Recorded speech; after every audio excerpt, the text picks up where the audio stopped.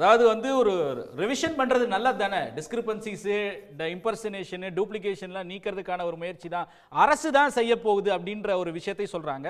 ரெண்டாவது, இது வந்து ஒரு மக்களுக்கான வாக்காளர் உரிமையை வந்து பறிப்பதற்கான முயற்சி இல்லை அப்படின்னு சொல்லியும் தொடர்ந்து ஒரு உறுதி கொடுத்துட்டே இருக்காங்க இல்லையா? பீகார்ல என்ன நடந்துச்சுங்கிறத பார்த்து தானே எல்லாருக்கும் பயம் வருது. பீகார்ல வந்து வெளியூருக்கு போயிட்டாங்க. ஹிந்து பத்திரிகையில் இந்த செய்தி வந்தது. வெளியூருக்கு போயிட்டாங்கன்னு சொல்லி ஒரு 50 லட்சமோ 60 லட்சமோ அவங்க வந்து டெலீட் பண்ணாங்கல்ல. அதில் பெரும்பான்மை பெர்சன்டேஜ் வந்து பெண்கள்.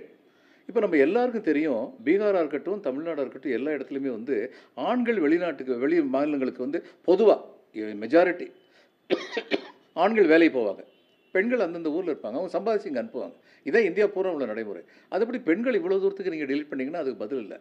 இப்போது எஸ்ஐஆர், நான் மறுபடியும் சொல்கிறேன், எஸ்ஐஆர் தப்பு இல்லை. எஸ்ஐஆர் தவறாக பண்ணுறாங்கல்ல, திட்டம் போட்டு பண்ணுறாங்கல்ல. இது திட்டம் போட்டு பண்ணுறாங்கன்னு உறுதியாக சொல்ல முடியுது.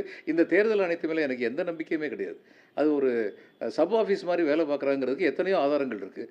ஒரு பேட்டி கொடுத்தாரு தலைமை தேர்தல் ஆணையர். ஒரு கேள்வி கேட்கப்படுது, என்ன சொல்லணும், பதில் சொல்லணும் இல்லையா? பாஸ் அப்படிங்கிறார், அவ்வளோதான், அடுத்த கேள்வி. அதாவது கேள்விக்கு பதில் சொல்ல மாட்டேன் அப்படின்னா என்ன அர்த்தம்? அதே மாதிரி இப்போ 2 விஷயங்கள் வந்து திரு அக்னீஸ்வரன் சொன்னார், திரு அர்ஜுனமூர்த்தி சொன்னார்.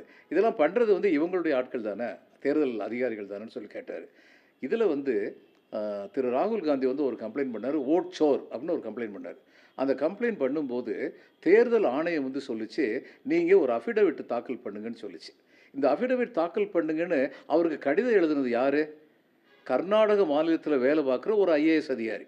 அவர் சீஃப் எலெக்ஷன் ஆஃபீஸராக இருக்கார். அப்போ அவர் யார் சொல்ல கேட்குறாரு? அவர் என்ன, கர்நாடகத்தை ஆள்றது காங்கிரஸ் ஆட்சி, அதனால் காங்கிரஸ் தலைவருக்கு அப்படி இது கொடுக்க மாட்டேன் அப்படின்னு அவர் சொல்ல முடியுமா? தேர்தல் ஆணையத்துடைய உத்தரவுப்படி தான் நடக்க முடியும், நம்பர் 1. அதனால் தேர்தல் ஆணையத்துக்கு கீழே தான் அந்த நேரத்தில் எல்லாருமே வேலை பார்க்குறாங்க. தேர்தல் ஆணையம் என்ன கட்டளைகள் இடுகின்றனவோ அந்த கட்டளையை நிறைவேற்றுவது தான் இவருடைய கடமை. இன்னொன்று, திரு அக்னீஸ்வரன் வந்து சொன்னார், உணர்ச்சி வசப்பட்டால் பதட்டப்பட்டால் அது காரணம், உணர்ச்சி வசப்பட்டால் உரத்த குரலில் பேசினா அது காரணம் பதட்டப்படுறாங்க அப்படின்னு.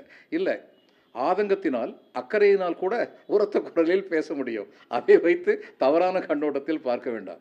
இன்னொன்று சொன்னார், 40 MP இருக்காங்களே என்ன செய்கிறாங்க? இந்த கேள்வி அடிக்கடி எழுப்பப்படுது. அப்போ நான் கேட்குறேன், இங்கே ADMKக்கு 60க்கு மேலே MLA இருக்காங்களே, என்ன செய்கிறீங்க? அப்படியே அரசாங்கத்தை ஒன்றும் கவலைப்படாமல் நீங்கள் நினச்சாலும் பண்ண வேண்டியதானே? பண்ண முடியாது இல்லையா? மெஜாரிட்டி படி தான் நடக்கும். அப்போ நீங்கள் என்ன செய்ய முடியும்? இதில் சட்டமன்றத்தில் கேள்வி எழுப்ப முடியும், பொதுமன்றத்தில் கேள்வி எழுப்ப முடியும். அதை இவர் பண்ணிக்கிட்டு இருக்கார். இதுதான் ஜனநாயகம். இது மாதிரி தான் DMK என்ன பண்ண முடியும்? இந்த 40 திமுக கூட்டணியில் உள்ள 40 MPக்கள் என்ன செய்ய முடியும்? தமிழ்நாட்டு நலன் இல்லைன்னு சொல்லி அவங்க நினைக்கிறாங்களோ அதை பற்றி நாடாளுமன்றத்தில் குரல் எழுப்ப முடியும். குரல் எழுப்பாமல் இருக்காங்களா? திரு அக்னீஸ்வரன் சொன்னார், இவரே வந்து பார்த்தாங்களே நீட்டை பற்றி, என்னாச்சு அப்படின்னு சொல்லி கேட்டார். இத்தனை MP போய் பார்த்தாங்களே TR பாலு தலைமையில், என்னாச்சு அப்படின்னு கேட்டார். திரு அக்னீஸ்வரன் அவர்களே, அந்த கேள்வியை உங்கள்கிட்டையும் BJPட்டையும் நான் கேட்கணும். என்னாச்சு? அவர் வந்து உள்துறை அமைச்சர் என்ன பண்ணார்? நீட்டை பற்றி ஏதாவது செஞ்சாரா? அதனால் ஒரு வாத திறமையினால் உண்மைகளை வேறுபடுத்தி கூறுவது என்பது அது பாசிபிளாக இருக்கலாம், ஆனால் அது வந்து சரியில்லை.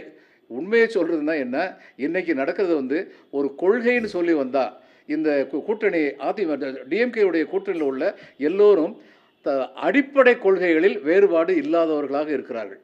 ஆனால் அதிமுக வெளிப்படையாக சொல்லியிருக்காங்க, தேர்தல் கூட்டணி வேறு, கொள்கை கூட்டணி வேறு, வெளிப்படையாக சொல்லியிருக்காங்க. இதெல்லாம் தேர்தலுக்காக பண்ணுற கூட்டணி அப்படின்னு சொன்னால், தேர்தலுக்காக நீங்கள் தப்பான ஆள் கூட கூட்டணி சேர்ந்து தப்பான ஆளை பதவி கொண்டு வந்துட்டு அதுக்கப்புறம் இப்போ நாங்கள் என்ன பண்ணுறது, நாங்கள் எதிர்ப்போம் அப்படின்னு சொல்கிறதுல என்ன பிரயோஜனம் இருக்கும்? அதனால் வந்து எந்த கூட்டணி எந்த வகையில் செயல்படுகிறதுங்கிறத வச்சு பார்த்தான் மக்கள் வந்து முடிவெடுப்பாங்க. உடனுக்குடன் செய்திகளை தெரிந்து கொள்ள சன் நியூஸ் பெல் ஐகானை கிளிக் பண்ணுங்க.